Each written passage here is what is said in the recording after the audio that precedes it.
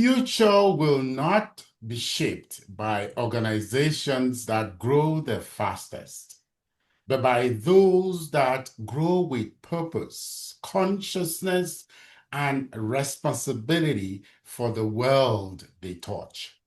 Welcome to the Voice of Impact, where belief meets action. Our podcast amplifies stories, systems, and solutions behind meaningful change. I'm your host, Robert Ndoping. Today's conversation invites us to think bigger than impact, not just the impact organizations have on communities, but the impact that they have on the planet itself. Because the future of leadership isn't just about solving problems, it's about evolving the way we lead, we build, and we serve. My guest today is Katie Augustine, an earth advocate, international best-selling author, professional speaker, and consultant, who is helping nonprofit leaders rethink how they create impact in the world. Katie believes that many nonprofit leaders deeply desire to run their organizations in ways that not only strengthen communities, but also support the health and sustainability of our planet. Through her work, she has supported thousands of clients in up-leveling their business and organizations while aligning their strategies with deeper values and principles of conscious leadership. Her work focuses on helping nonprofit leaders integrate sustainability, impact strategy, and conscious decision making so that organizations can create meaningful change while reducing their ecological footprint. Kathy is also the creator of the Evolve Six-Phase Framework, a powerful methodology designed to help organizations bring collective vision into strategy, increase their impact, and align their work with the broader evolution of our planet. At the heart of our mission is the powerful belief when leaders operate in alignment with their values and consciousness, they don't just grow their organizations, they amplify their impact. Katie, welcome to our Voices of Impact show today. Thank you, Robert. It's my honor and pleasure to be here. And thank you so much for what you're doing and getting these messages, these impact messages out in the world. So grateful to you and your podcast. You're very welcome. So, Katie, I always like to start with you. Before the framework, before consulting, before the work with organizations, what's your journey? What experiences first awakened that passion from protecting the planet and supporting conscious leadership? Thanks for asking, Robert. Because I'm hoping that my journey can help others, because my journey, as much as sometimes I'll look back on it and think, oh, what if I only had gone here in college and then here after, into this job after college and done it all these certain ways, that, oh, maybe I would have been on a straighter path and gotten, made more impact. And then in the last few years, as I've been building and thinking about, and then now launching this new business, I've realized that the whole journey, very indirect, right? Very, very snake-like, if we want to use an earth-based presence of it, it actually got me here. I don't know if I would have actually been on this path had it been straight. So it starts with just as a kid, a love for the trees, I had a rock collection, nature, but then growing up very suburban, very straight A student, just in a very not paying attention to the planet as an ecosystem or as an entity, an energy entity, right? Just kind of in an area that was being developed. And so trees were going down that didn't I didn't really think about that. And so as I grew up, though, and went to college, I knew that there was a part of me that did still love the earth and the planet. And I ended up in an environmental task force meeting because my biology professor just invited all of us. And I thought, oh, I'll go to that, and had this experiential moment where, I mean, first of all, this seemed very woo-woo to this, like, it's my freshman year in college, and again, very suburban, just going to college classes, just very, this was in Boston, so very mainstream. And yet I go to this program, this task force meeting. It's supposed to be a meeting, and we're invited to close our eyes, and then we're invited to walk around the room. And as we're doing so, someone reads Chief Seattle, the letter, who is the Native American who wrote to, I believe it was President Washington. And he wrote a letter about how with the American Indians do not believe, or maybe all indigenous cultures do not believe they own the land. So when they're trying to make these deals and sales with and of course, for the most part, not very fair deals with the natives, he writes this beautiful letter. And this letter is fairly well known, but I didn't know it as a freshman kid, and some of you may not know it. So I invite you to check it out. But in this experiential setting that we were having, and then reading this letter, I just so connected to the planet. And so from there, I thought, okay, I'm in a business school. I'm going to become an environmental lawyer, and I am going to help the planet. And I did go to law school, but I did not. I ended up in banking law, of all things. Just, I couldn't get a job, just, again, the path was snaky. So, and indirect. So what I love about that, though, is I feel like had I gone into environmental law, or even when I was a kid, I really liked psychology. Had I gone into those areas, I don't know if I would have been the seeker that I was through my adulthood, because I was in these very kind of confined and very mainstream organizations. I was always seeking because I had this like passion in this. I was like, there's something more, there's something more. So without giving all the steps along the way, I was very interested in moving. At one point, feeling very stuck in my business, and feeling in my work as a banking attorney, and feeling very stuck in my career. And I went to a dance class that was supposed to be about movement. And I ended up circling, doing almost like a whirl. Now I realize it's like an Islamic whirling, but I didn't know what it was. I just ended up feeling like, oh my God, I'm still standing still, going nowhere fast, And but the movement, all of those things, I met a new community, ended up opening a small spiritual center for transformational movement and for Reiki and other modalities that I was also becoming and getting interested in. And I had already been interested in new thought and personal development at this time. In the 90s, we didn't, this was called like new age or new thought back then. Now we have other terms for it, spirituality and quantum physics really is what it all is called now. So, but back then in the mid 90s, and then we're moving into the 2000s, I opened the spiritual center. And again, another turning point moment when my ministry teacher walked in the door. I didn't know her. She wasn't my teacher at the time. But she walked in the door, and she's an indigenous elder who's going to lead this women's circle. We just happened to get her on the schedule. And she taps my sternum so hard, I think, during this sacred kind of ceremony, women's circle. I think she's actually going to break my breastbone. Like, I'm sitting there thinking, oh my gosh, she's going to break my breastbone. And here I realized that, she was helping me open my heart and doing part of a ceremony. And through that, I ended up joining her ministry program. So I became a minister. It's called a minister of walking prayer. This is with the Center for Sacred Studies. And we studied then with the International Council of 13 Indigenous Grandmothers. And so I was with them 3 times at, some of you may know Omega Institute in New York, but I was with them 3 times serving these Indigenous grandmothers from around the world. And again, I'm still working full time, all the other stuff's going on, but I'm able to start tapping into understanding that we as a humanity are not entitled to the earth. So it could take, this is now 20 years later, but it's taking me back to that message I got in that experiential setting with that, in that teacher and that environmental task force. It's like, wait a minute, we're not entitled.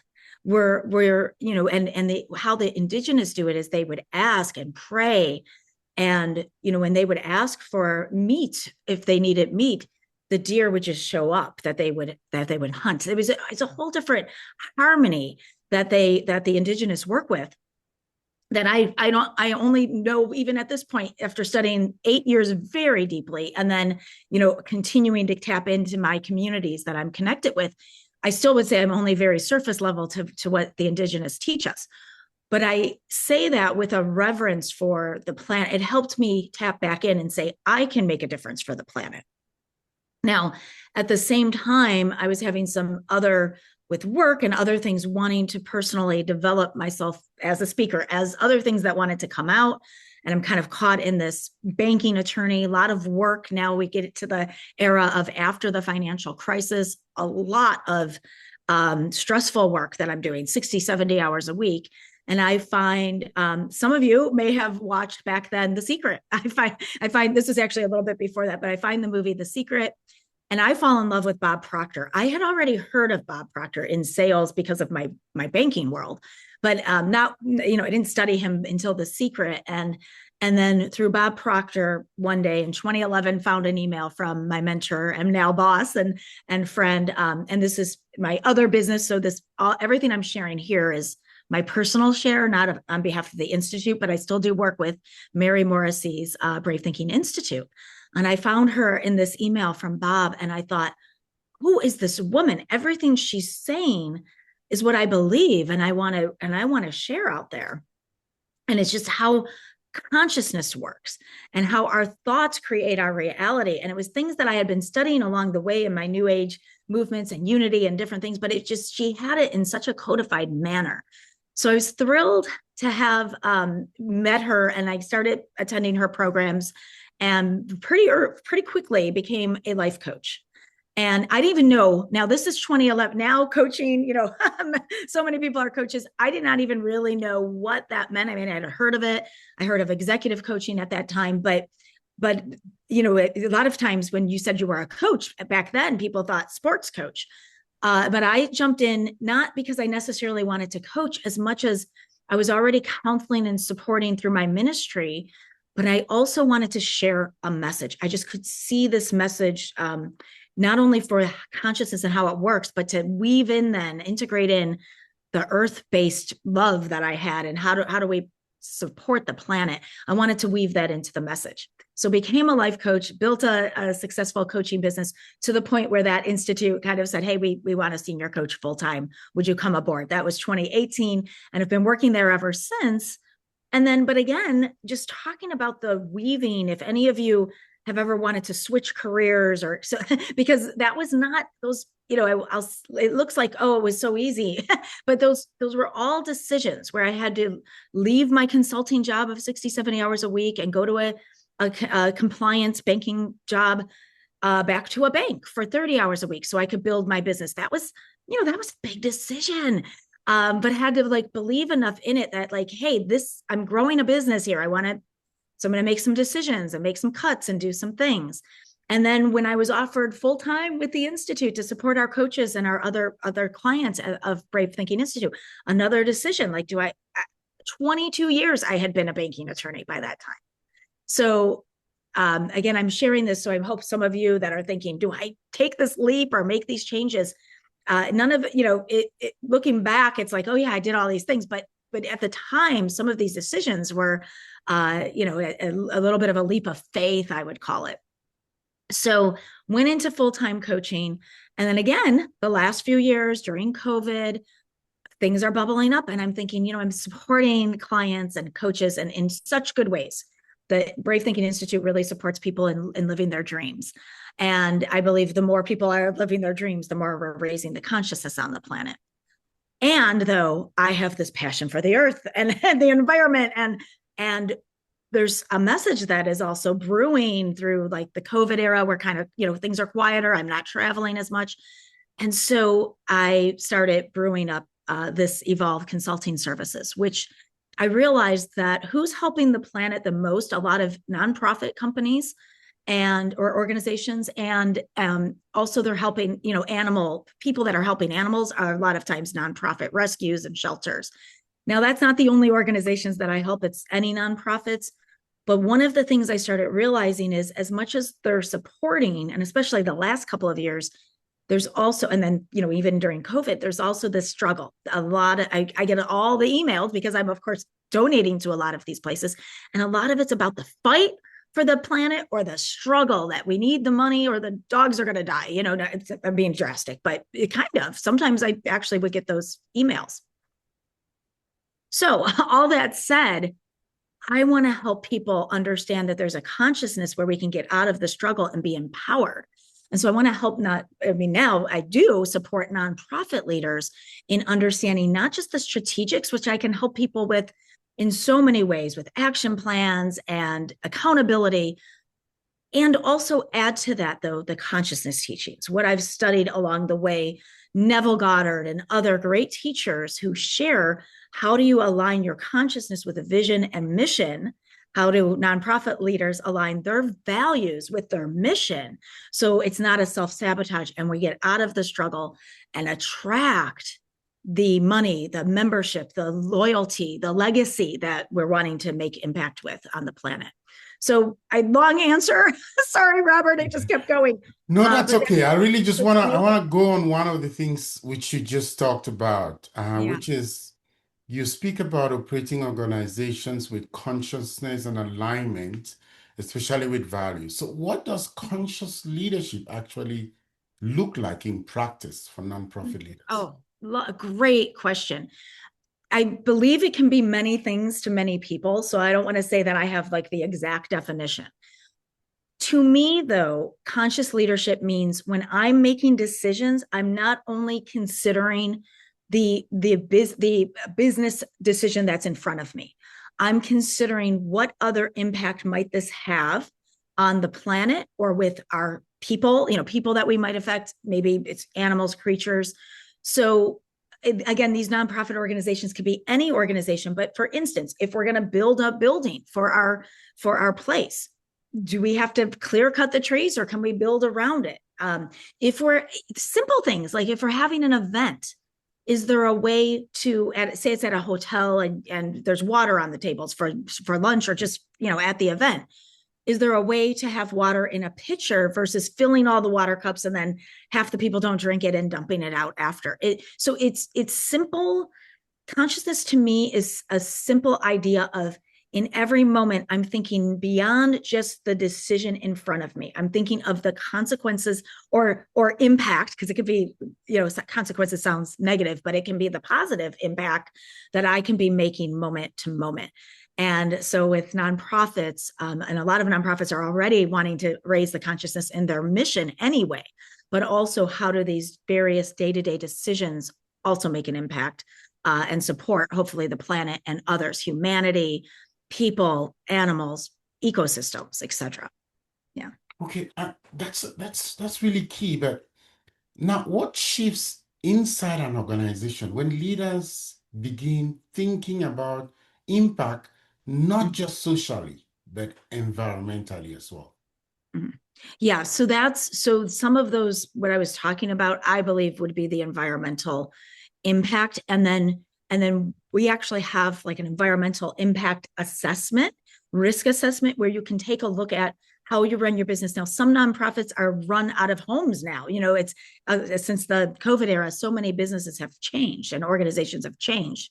So there's not as much impact in the social, like people driving to work or all of that. But it's really, again, this assessment can go into all the details of how, based on how the business is run, how the organization is run, all of the details and everywhere that it would affect and have an environmental impact, an impact on the environment, the planet, but also people, animals, because how do I say this? Social justice, and I haven't mentioned this yet, but it's wrapped into an environmental impact, right? Because if you think about it's this gets into a lot of philosophy here, but my feeling on social justice is good for the environment. Diversity in all ways is good for the environment. Fairness in how we treat people is good for the environment and the planet, because we're not doing things just for the corporate in industrial complexes, right? Where, for instance, we use a bunch of glyphosate and the different things to help mass produce food, right? And then we don't even distribute the food fairly. So some people, we could feed the planet over and over again, all 8 billion people. But yet we have this distribution problem. Why? Because these are old paradigms that are feeding and I'm not at all trying to get political as much as just saying, there's a system at the top that I believe actually right now is breaking down. And that's why we see the uncertainty and the chaos, because people are now aware. But the good news is that, going back to your question, is that as we support the environment, and we could look at, item by item in a risk assessment is what I would call that, going back to, that's what I bring in from my banking days.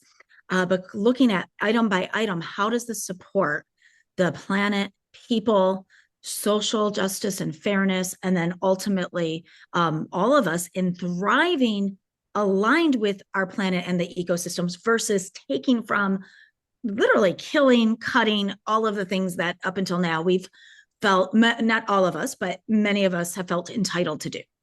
It's just a whole different way of thinking. And I feel like as some of these systems are, we're seeing the last grasp of it, but really some of these systems are starting to break down as more people have consciousness and awareness. And as that's happening, we're birthing in something new. And I believe we can birth in this idea of having a consciousness in all of our decisions that supports all of us, humanity, thriving, all 8 billion of us being able to thrive, versus, such an unfair system that we're seeing up until now. So. Yes.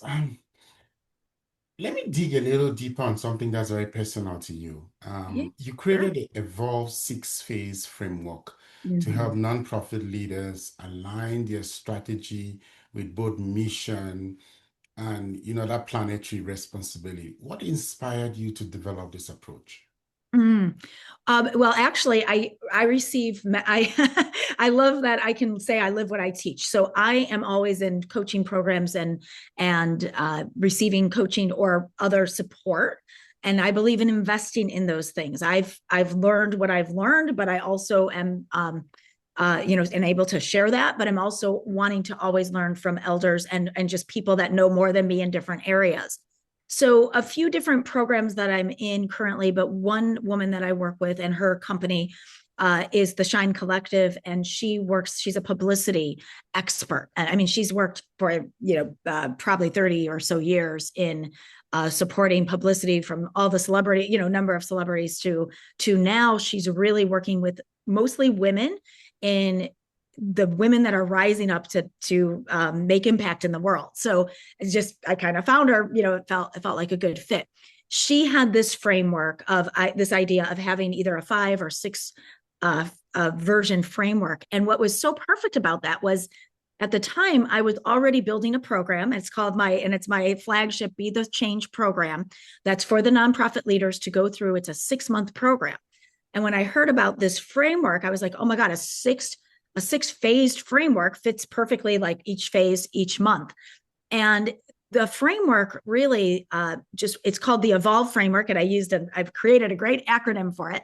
But that said, it walks someone through, a nonprofit leader, or, I also want to just invite in and mention to people, it's anyone who is interested in starting nonprofits, people that are staff on nonprofits, but want to, be a leader. So it's not contained to just, you have to be on the board or a executive director of a nonprofit. This work is really open to anyone who wants to support rising up in a nonprofit world, starting a nonprofit, and also just wanting to support a nonprofit as a member or as a volunteer. So the framework walks people through it's kind of what I was sharing earlier, this idea of, first we want to engage and vision. And so to engage is just start to look at my personal values, the organization's values, the assumptions we're walking around with about the organization, like, are we thinking, oh, the economy's tightening up, this is just recent, but gas prices just went up, so now we're going to have a tougher time, or are we having these assumptions out there that are actually suppressing and limiting what we could be doing? So we start with looking at our values, the mission as a whole, the assumptions we have, and then aligning also as leaders, our personal values and vision with our organization's mission. And then I call it engage and vision, the first two phases here. Then I support moving people into what I called originate, or creating an origin map. So we're getting down to the roots, right? Using these earth-based words, like the roots of, now that I've looked at my values and my vision, and what's the essence here? And how do I create this origin map that I then take and put into a 120-day plan? I call that the launch. So that's the O, the L is launch. And I start working with a 120-day plan. In the V, it's validate. Once I have this plan in place, and I've got action steps that I'm supporting in, usually I help people focus in one or two main areas. We're not, in 6 months, we're not working on the whole business. We're working on one or two main areas. But as I launch that, the next phase is to validate, because there's places where we could create automations, efficiencies. Of course, now with AI, we can bring that in. I'm also aware that AI has the good and the bad of it right now, just the way we use it, at least in the States. There's other countries that are finding ways to use the water and other things in a really good ways. And so I hold that we're going to move in that direction with alternative energies here. But that said, bringing in automations, eliminating tasks that seem important but really aren't, or delegating, all of those things. So that's the validate phase, so that we don't only create a plan and have accountability. The accountability is meeting with me and my team, but I create the plan, have the accountability, then I validate it and I make sure it's in alignment, again, going back to the vision and the values. And then ultimately we expand, which is where we start looking at partnerships and other ways of collaborating, because I don't believe, I believe right now, many, especially smaller nonprofit organizations, people are doing it alone.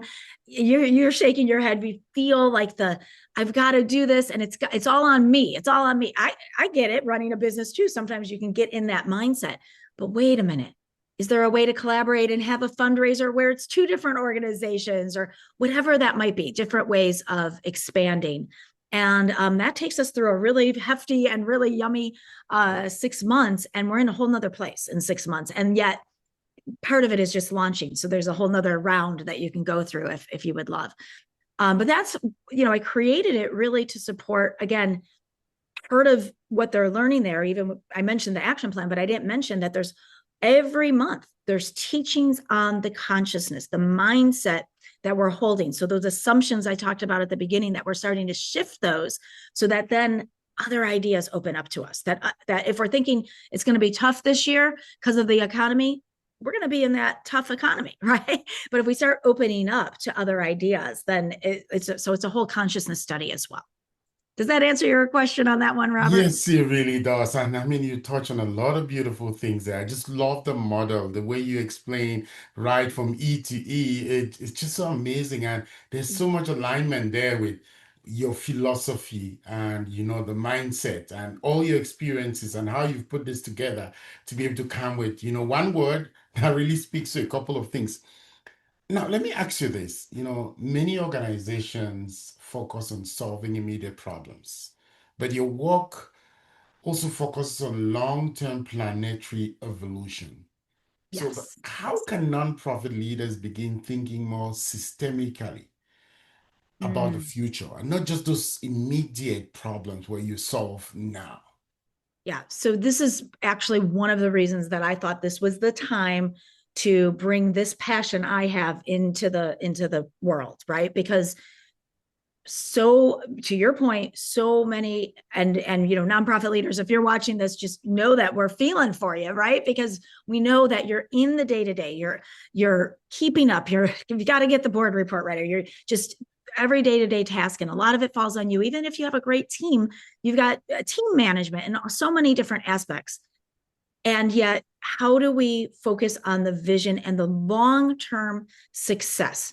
So I think one, it takes the board and a board that's really committed, and whether they're paid or unpaid, just that they're willing to say, we're not just going to put more pressure on our leaders here. We're going to open up and think long term, and then see what needs do we have, who do we need to bring in, what, they've got to be open to these ideas, I believe.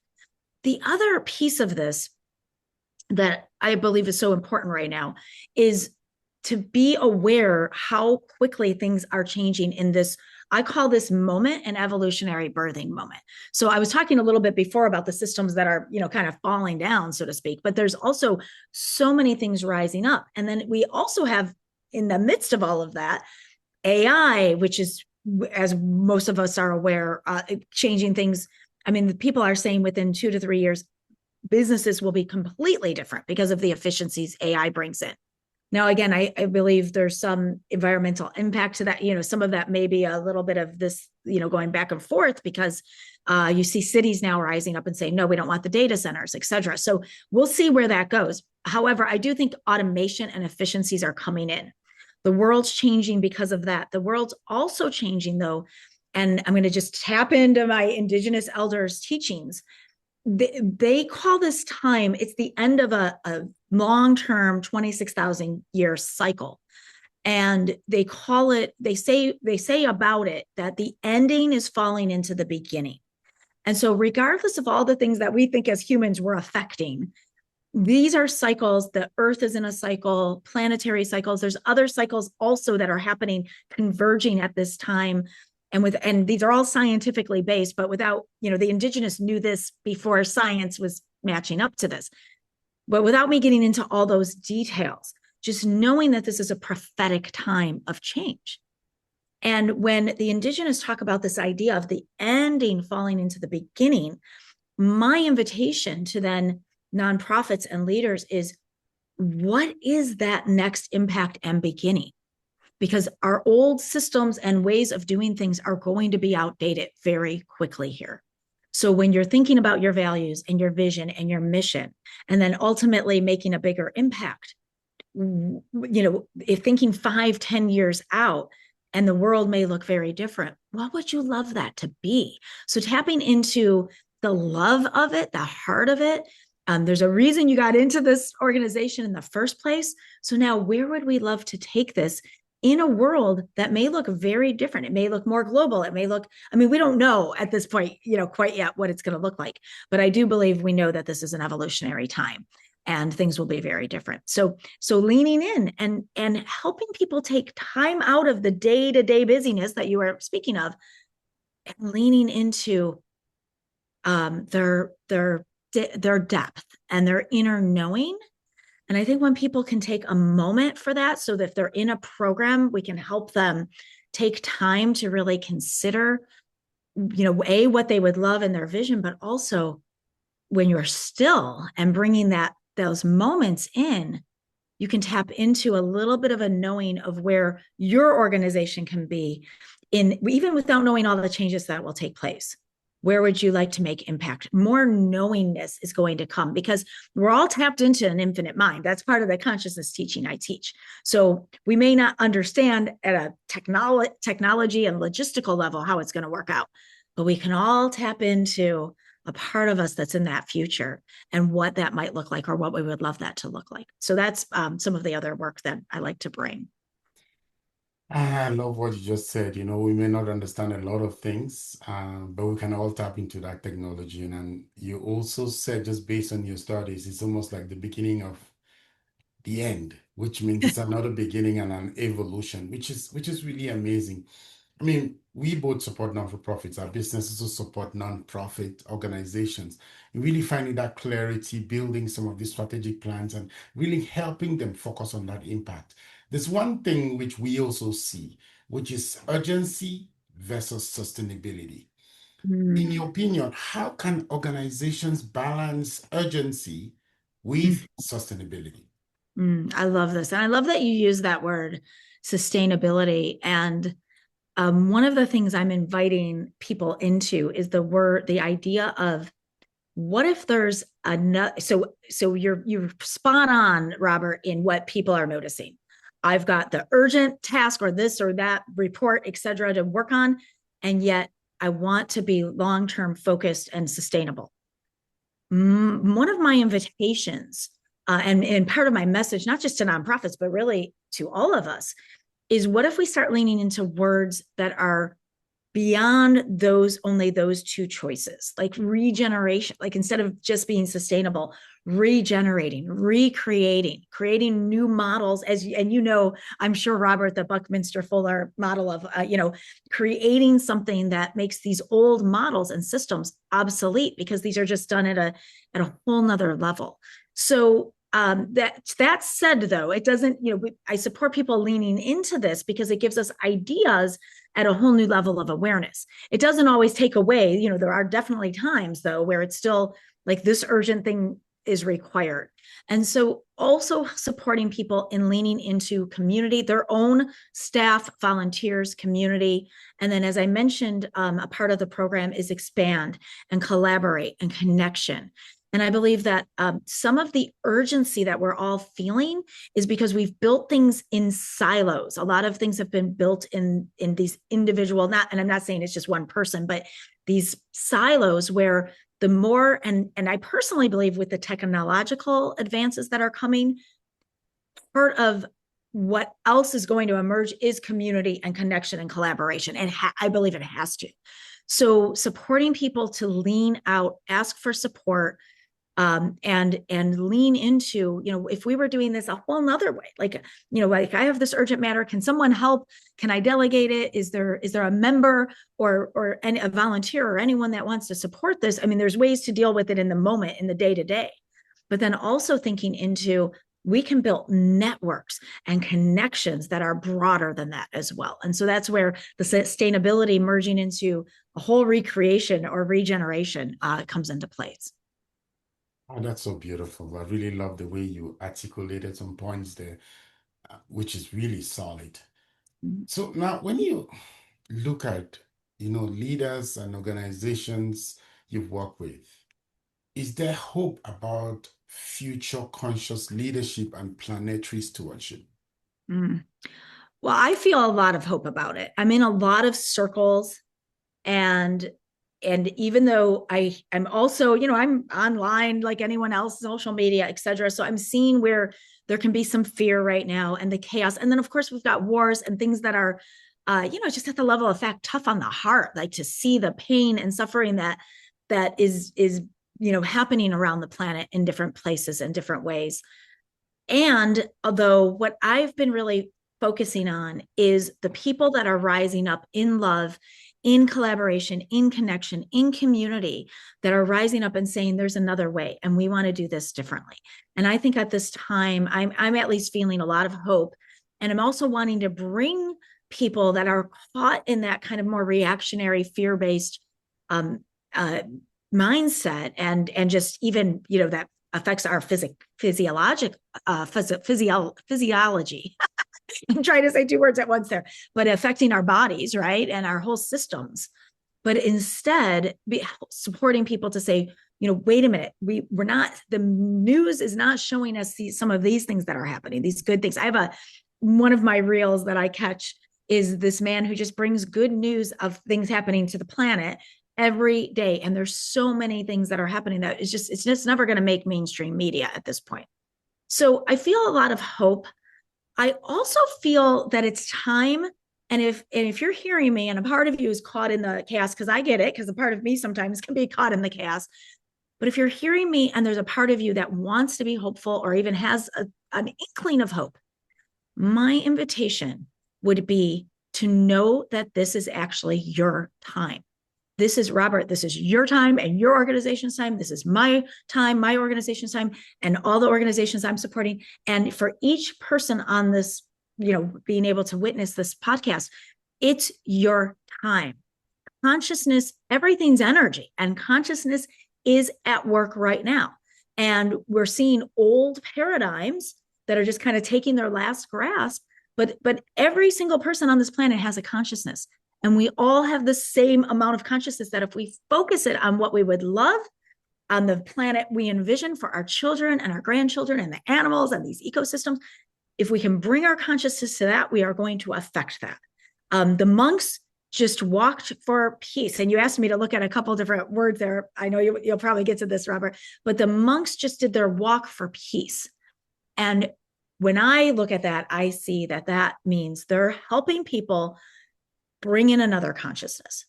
Because with consciousness, the other things that are not aligned with the consciousness, if enough of us collectively hold that, other things that are creating the chaos and the suffering and the fear will dissolve. It has to. That's how energy works. So I feel a lot of hope for that. And I feel a lot of people are waking up, where they're starting to become aware and starting to understand how quantum physics and how really thought creates reality. And now what I'm inviting people in is the collective consciousness to say, we can all hold a vision that is different than the vision that maybe you call it the tech bros or whoever you would say has a vision. We can hold a different vision, and we will actually dissolve with enough of us, not just holding the vision, but then taking our steps. That's why I say this is your time. If there's anything you've ever wanted to do, any passion you've had, this is your time to do it. That's how I feel about it. Because first of all, because if not, like, then, say the world does go to hell in a handbasket, right? I mean, why not do it now? But if we do have the opportunity to, as my Indigenous elders say, the ending falling into the beginning, and they're saying, focus on the beginning. What are we birthing? What are we bringing forth? Then this is our time. This is our time to bring that consciousness forth. And so I invite every single person who has an opportunity to hear this and see this. This is your time. This is your consciousness. You are just as powerful as anyone else on the planet right now. And collectively, we can make a whole different, peaceful, unified, whole different planet that we would absolutely love. And parts of it is happening. I also want to say that, like, we're just not, again, seeing that necessarily in the news, but that this is happening in different, you all probably know a community or an area that this is happening in. So we focus on that as well. So does that answer that question? Yes, it really does. I mean, this is your time. I love that message. This is your time. And, the monks, and the walk for peace and that consciousness that it brings to us. All of those things that really make a lot of sense. But I also want you to just drop a message now for someone listening who Mm-hmm. maybe wants to make a difference, not Mm-hmm. just for people, but also for the planet. What will be your message for them as we begin to wrap up our podcast today? Yeah.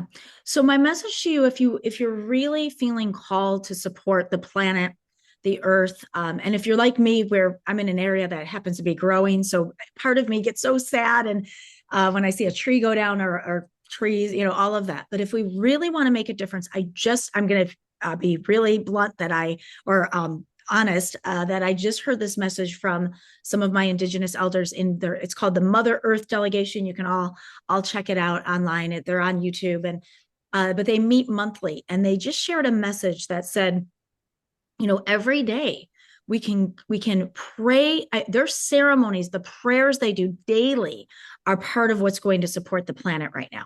And so every day, one of the ways you can do this, which I learned through some of my elders, is you can take some water and pray. And this is in the morning when you wake up, and as the sun is rising, pray. I have a beautiful glass of water here. Just pray over your water and put in your water what you would love. It's not a beseeching prayer of like what I would, what I need, or it's more of like, see the world as you want it in this water. See the earth thriving, and the planet, the animals, the ecosystems, and then of course all of us and our children and grandchildren thriving in your water. And then you can go out to the earth, go outside. And as I like to face the east as I do this, and as that sun is rising, or maybe it's already risen, that's okay. Just pour, and you want to pour 4 drops of water on the earth, these prayer-filled water. Water is consciousness. Water holds consciousness. I did a whole study with one of the women, Ada, some of you may know, it's Veda Austin is the woman's name, but she's very similar to Dr. Emoto back in the day, who studied water and the consciousness. So it holds our prayers, and then we pour it on the earth as a way to say to the earth, I honor you, I love you, and here's my prayer. Then we also, my teacher just reminded me of this. I forgot about this part. We get to drink it. 4 sips. of the water. So we're bringing that prayer into our own heart. And then I would do this while my feet are on the ground, right? If I can get my feet in the grass. Sometimes it's too cold for that, but just being connected to the earth, or maybe near a tree, connected to a tree. But then as we're doing that, ask a simple question. What step can I take today to serve you, Mama? If we call it Mother Earth Mama or Mama Spirit, right? But what step can I take today to serve? And this is an intentional prayer. You don't have to go about your day thinking about the prayer. Setting the intention in the morning that way will change your days. And you may not, again, you don't have to think about it all day long, but just by setting an intention for the prayer, the planet, honoring the planet with the water, honoring yourself, bringing that prayer in, and then asking yourself, just what steps can I take today to serve? Different interactions, different meetings, different ways will come in that never would have come in if we didn't invite them in this way. And so, or I believe, maybe they would have in different ways, but generally it will absolutely change your life. I've done this exercise for months at a time. And when I look back, I'm always amazed. And I was so grateful that my Indigenous elders reminded me of this month so I could bring back this, to your point, a way to help if I don't even know the other ways. That's the first step. Oh, that's amazing. That's really amazing. I'm learning about that today. Like, some listeners, I think we're all learning about that, but it's just so amazing. And thank you. Thank you for sharing. So we have a tradition at the Voice of Impact. We have a word die, which I always like to show it here. Love It's it. a word die, and we have six themes on this word die. I mean, there are six sides, six themes, and I'll be inviting you to choose two of the six themes. One that Okay. speaks to your journey briefly, and then the other that speaks to somebody listening briefly, just to be able to share something. So it's make a difference, rebuild, overcome, stronger, peace, and patience. So just choose two and just briefly speak to one as it links to your own journey and one for an audience. So I think for my own journey, I'm going to mix it up because I feel like I'm moving into this place in life, and I've been making a difference in people's lives, clients' lives, as they make a difference in their world. And so now I feel like I'm making a difference with nonprofit leader. And so, but I'm going to mix it up here because I feel like for my own journey, the word that would really support me right now is the word peace. Because the reason I'm kind of like leaning into this as I pick my words here. But the reason that I say that is I tend to be the person that's like, go, go, go. I have one speed, you know what I mean? And though the monks really reminded me that, I mean, I knew about consciousness and holding state, and I will have my moments where I hold my vision and my state, but generally I'm on a fast pace.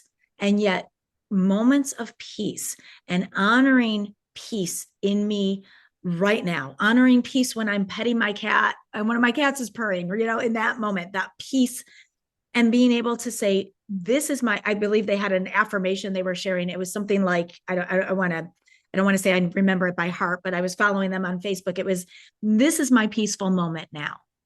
So I'm inviting myself into that word peace for my own journey right now. So the more I can have moments of peace, the more I'm bringing peaceful moments to the planet. The other word, make a difference, which I feel very related to in my own journey, I also now want to bring to others. And it goes along with the message I said earlier that this is your time. This is now your time. I believe there's actually never been a better time on the planet to make your difference. And so if you're wondering what that is, you can start with that beautiful prayer from the Indigenous that I share, that mini ceremony every morning. But also, I do believe part of you may know. There's a passion you've had, there's a calling you've had, maybe something you've been afraid to start or do. Lean into it now. This is your time now, and make your difference now, because we're all using another word off the die. We're all rebuilding something really, I believe, something really beautiful, and we may want to bring in a little patience. Using another word off the die that I saw there, we may want to bring in a little patience. It doesn't mean everything's going to change overnight, but I do believe that if we're all willing to step up, speak out for the planet, make our own difference, then what we rebuild will create a really beautiful planet and place for humanity to thrive in harmony with one another. I love the way you created a package with all of that. It's just so amazing how you joined the dots. And I know that somebody listening would normally must have gotten something out of that, and it would definitely make a difference in their life. So quickly, how can someone connect with you? Let's say somebody has listened to you, somebody has really admired, the work you do. How can they connect with you? How can they reach out to you? Maybe they Sure. want to be able to tap into the Evolve framework that you've created. Please, can you share that? Absolutely. So the fastest and easiest way is to email me, and that would be Katie, Katie, at and then it's ECS, which stands for Evolve Consulting Services. But I've created kind of a long email, so stick with me here. So it's Katie at ECS, Evolve Consulting Services spelled out.com. So that's the fastest way to reach me, is just to email me. If you go to the website, which is ECS, Evolve Consulting Services.com, all of that information's on my website as well.